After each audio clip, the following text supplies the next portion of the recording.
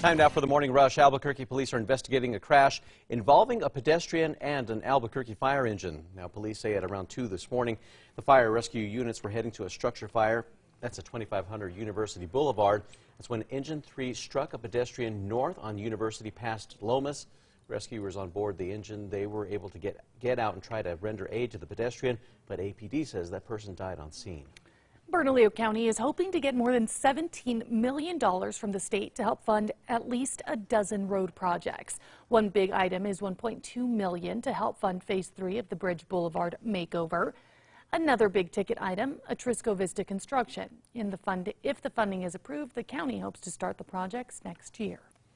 Another state lawmaker is wanting to implement solar panels and charging stations as standard for all new home construction. Democratic Senator Bill Soules has introduced Senate Bill 77, which would require residential construction started after July 1st to include a solar panel system, the cost of which is passed on to the home buyer. Erica. And here's a look at our school day forecast. Temperatures are cold this morning, so bundle up. We'll be staying in the low 40s this afternoon with a mix of sun and clouds and some breezes, but not as windy as yesterday. The state attorney general is cracking down on towns in eastern New Mexico, passing ordinances prohibiting the shipment of abortion medication and supplies. The AG says the writ focuses on whether counties are acting within their authority to regulate access to health care and whether they're infringing on rights guaranteed by the New Mexico Constitution. The man accused of orchestrating attacks on elected officials in Albuquerque will stay behind bars until trial. Yesterday, a judge decided to keep Solomon Pena locked up until trial. His defense said that he was never convicted of a crime involving violence or threats of violence. Around 3:30 in the morning Saturday, state police say a 50-year-old woman pulled over on the side of I-40 near the Coors exit to fix a flat. A Good Samaritan pulled over to help. Police say 31-year-old Raimundo Jaques Barayasco's truck slammed into the cars. Both were taken to the hospital where the woman later died. Erica. And here's a look at our threat index. It is moderate today as we do have some snowy and icy road conditions across eastern New Mexico. Police have released footage of a 26-year-old Brandon Touche stepping in to take the gun away from suspected gunman Hu Can-tran at a dance hall Saturday night.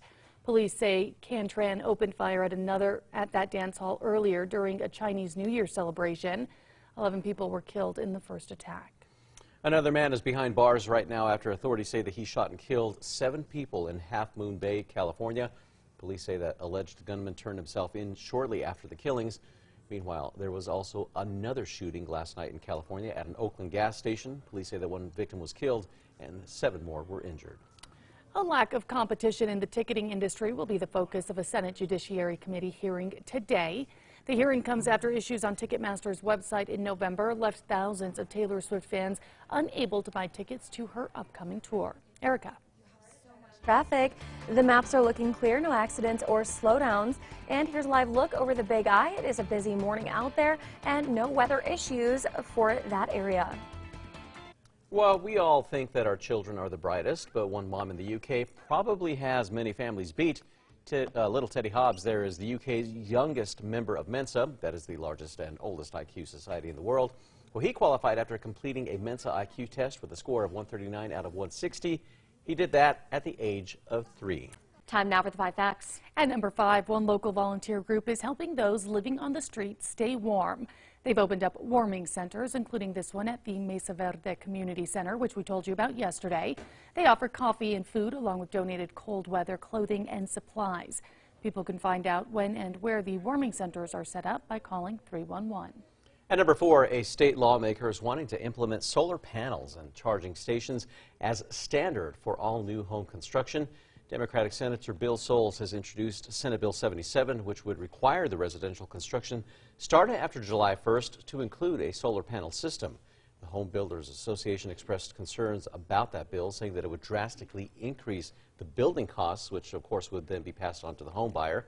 But Senator Soules believes that the added cost is offset by the energy savings that the homeowners will eventually see.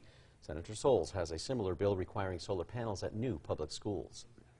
And at number 3, we still have quite a bit of snow moving through eastern New Mexico, just through the plains. So roads are going to be snowy, icy, and slick there, but this will move out by the early afternoon.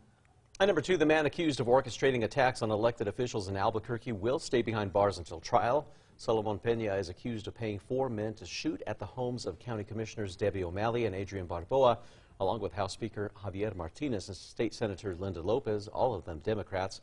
Yesterday, a judge decided to keep Pena locked up until trial. His defense said that he was never convicted of a crime involving violence or threats of violence. And at number 1, Albuquerque police are investigating a crash involving a pedestrian and an Albuquerque fire engine. Police say at around 1:30 this morning, fire rescue units were heading to a structure fire at 2500 University Boulevard. Now, that engine struck a pedestrian north of University past Lomas. Rescuers on board Engine 3 got out and tried to help the pedestrian, but APD says the person did die on scene. Right now, APD traffic unit is on scene of that investigating that crash.